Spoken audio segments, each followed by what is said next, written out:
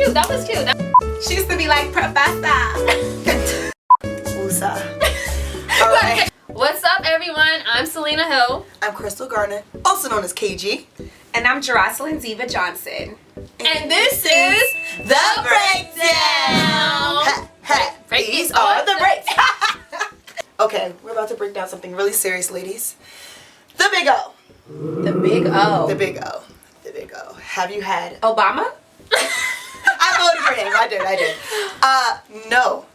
Orgasms. So, Nicki Minaj had an article in Cosmo. Yes, Cosmo magazine, and it was talking about how she demands an orgasm every time she has sex. And I totally agree with her. She was talking about how she had a friend who's never experienced an orgasm and how it broke her heart. And it breaks my heart to know that as well. So comment below, of course, and let me know if you've ever experienced one or if you faked it, you know, because I really want to know. But I want to ask you ladies, have you, if you're comfortable, well,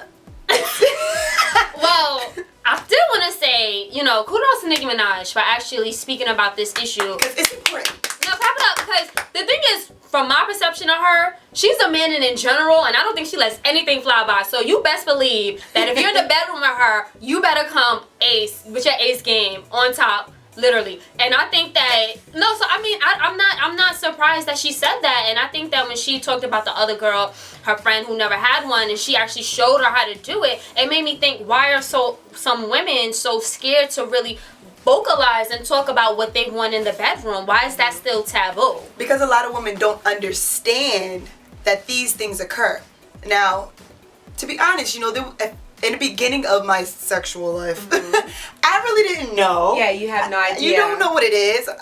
People would talk about it. Yeah. So I think everyone's kind of faked it here and there. But once you're after like 25, I think you've experienced it. And if you haven't, I'm so sorry. I personally, you know, didn't really start having regular orgasms during sex until I got into a serious relationship. Prior to that, most of the sex I would have, you know, he would have one, and you kind of feel as though if he has one, then that's it. The sex is done. But no, like over the past couple of years, I definitely... I have an orgasm every time I have sex. If I don't have an orgasm, it's only I'm letting my boyfriend off easy, and usually too I can't have orgasms every day. Like the same way, like if I had sex, like, you know, just recently me and my boyfriend, we had sex like 2 days in a row. So then by the third day when we were going at it, by the third day when we had sex, it's just not the same. Like it's gonna be like a forced O for me. So I just let him have that one, you know. But at the same time, I make sure that I have an orgasm every time I have sex. And there's ways that you can play with your body, and while he's doing him. And personally, my boyfriend, you know, I feel like real men will release when you release.